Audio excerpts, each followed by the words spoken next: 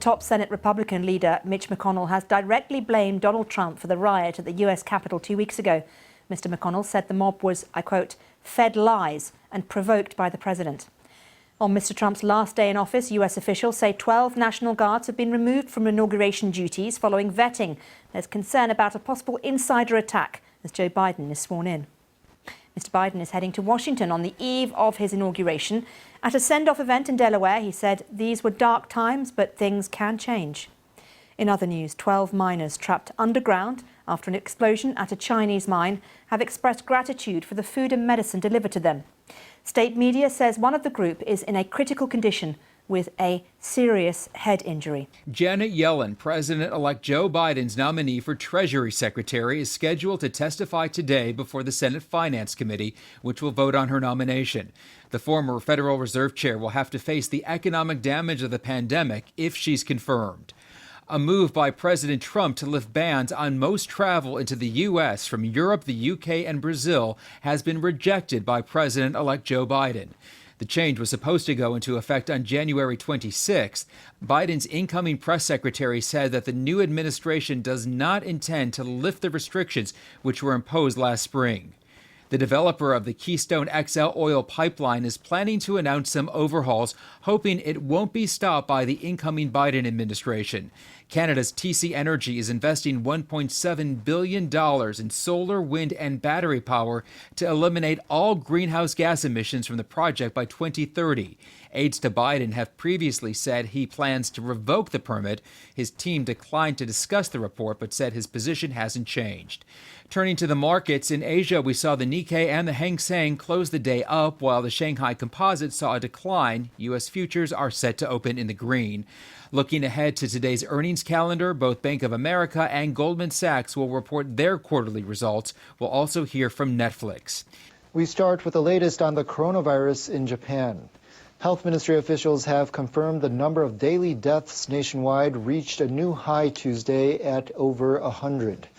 There are more than 1,000 patients in serious condition. The latest figures come amid a state of emergency in place for Tokyo and 10 other prefectures. The total number of people who've tested positive stands at more than 340,000 nationwide. Authorities say medical capacities are strained in many parts of the country. It's been 11 days since Tokyo, the biggest hotspot, was put under the emergency declaration. Yet Tuesday saw 1,240 new cases confirmed in the capital. The daily tally topped 1,000 for the 7th straight day. Prime Minister Suga Yoshihide held an online conference Tuesday with the governors of the 7 prefectures added to the state of emergency list last week.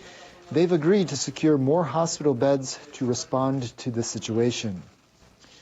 Local governments are taking their own actions in responding to the pandemic.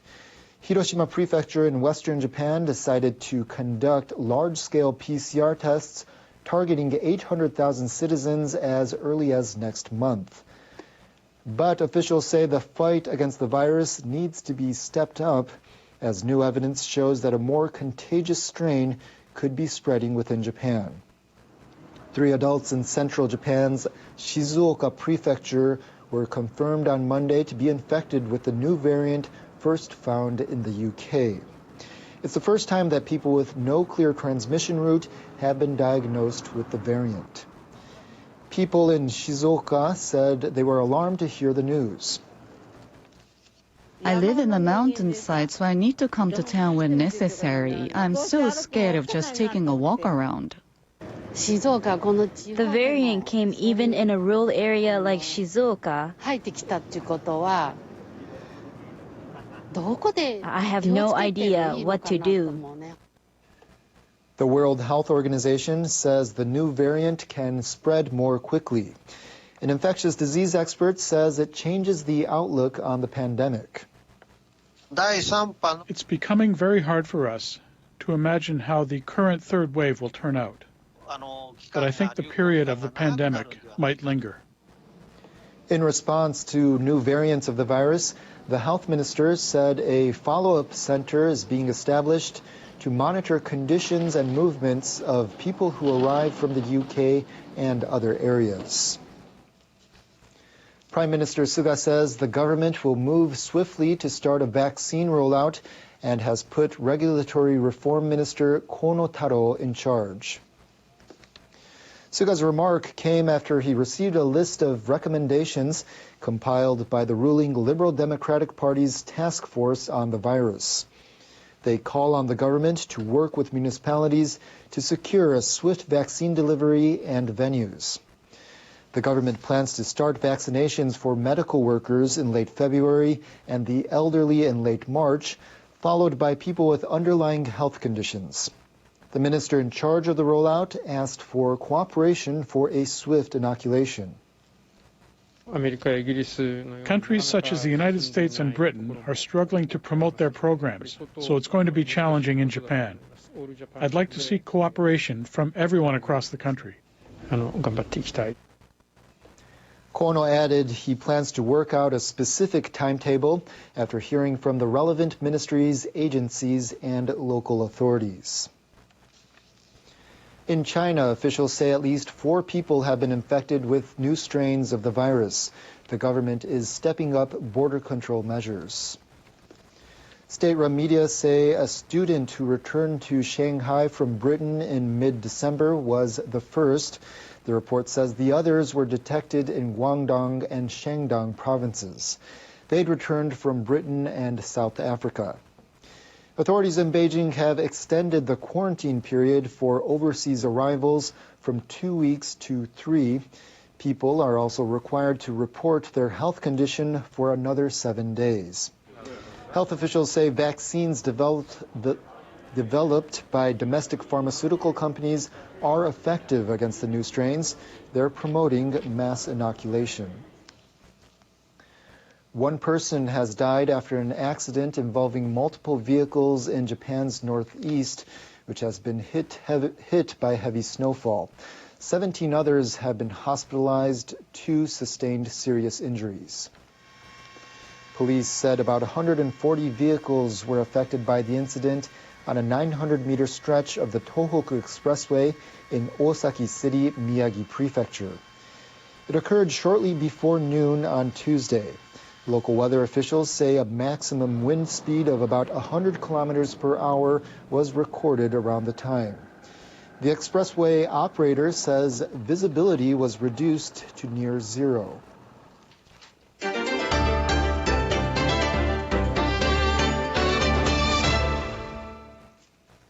U.S. First Lady Melania Trump has called for reconciliation among the increasingly divided American public ahead of the inauguration ceremony of President-elect Joe Biden.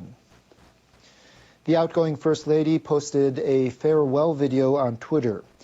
Referencing her anti-bullying campaign, Be Best, she said she's been inspired by Americans who demonstrated kindness and courage during the past 4 years of her husband's term. In all circumstances, I ask every American to be an ambassador of Be Best, to focus on what unites us, to raise above what divides us. She appeared to reference the recent violent riots in Washington led by supporters of her husband. Be passionate in everything you do, but always remember that violence is never the answer and will never be justified. But she stopped short of directly mentioning the Capitol siege, which left 5 people dead, including a police officer. In a break with tradition, outgoing President Trump has said he will not attend the inauguration. The Trumps are expected to leave Washington ahead of the ceremony. In Indonesia, days of torrential rains have caused massive flooding. At least 15 people have been killed. It rained heavily for 10 straight days in the province of South Kalimantan. Disaster officials said parts of the province were under 3 meters of water. A state of emergency was declared last week. Tens of thousands have been evacuated. This bus terminal was crowded with evacuees after it was turned into a shelter. What we urgently need are milk, diapers, medicated oil, and food for babies. Indonesian President Joko Widodo visited one of the worst-hit areas on Monday. He's ordered officials to restore collapsed bridges to allow emergency assistance to be delivered. Indonesia frequently suffers from floods, especially during the rainy season from October to February. Excessive logging is also being blamed. Weather officials are warning of more flooding in the coming weeks. The country is currently dealing with a variety of natural disasters. An earthquake that hit West Sulawesi on Friday killed at least 90 people, and landslides in West Java have left 40 people dead. The coronavirus pandemic is forcing businesses everywhere to rethink how they operate. Singapore has been more successful than most in controlling the virus. Like elsewhere, its companies are facing challenges, but also finding opportunities. NHK World's Koi Kai Lee reports. Workers in protective gear wipe bus stop handrails and other high-touch surfaces to remove dirt.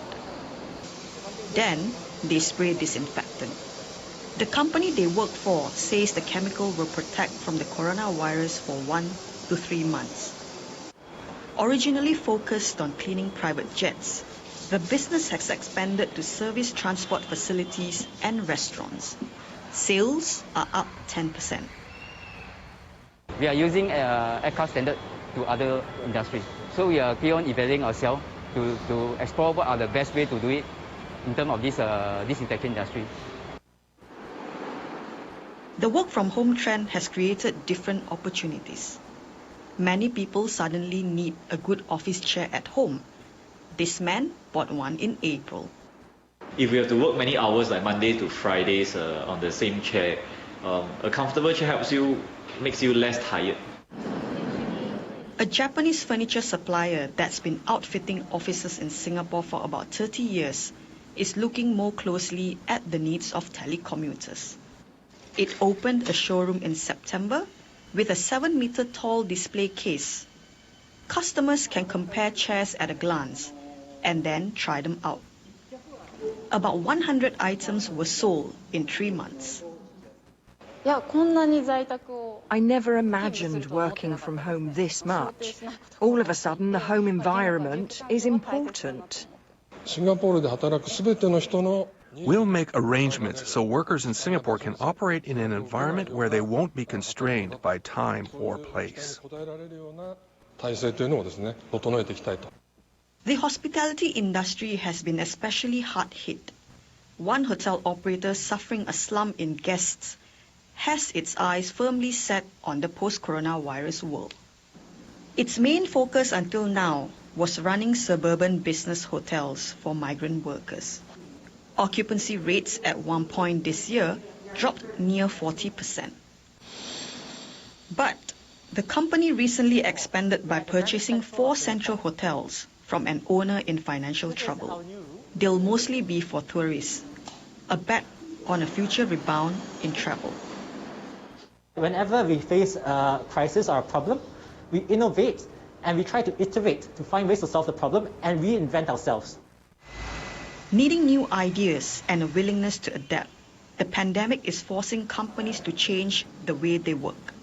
Koi Kai Lee, NHK World, Singapore. Winter is in full force in Siberia. Astonishingly low temperatures were reported during the longest cold spell in more than a decade. Our meteorologist Sayaka Mori has the details in World Weather. Hello there. Siberia has been experiencing an unusually cold winter so far. According to the Associated Press, the recent the cold spell has been the longest in 14 years, and parts of the region saw minus 58.1 degrees Celsius on Monday. That's about 8 degrees lower than normal for this time of year. The cold weather is spreading towards the south, and it has affected portions of southern Europe and northern Africa as well. Take a look at this rare video. Rare snow fell in a town in the Sahara last week, and ice was also seen on the desert sands. Temperatures fell to 3 degrees below 0 Celsius Wednesday. The town has only seen snow 4 other times in the last 42 years. In 2000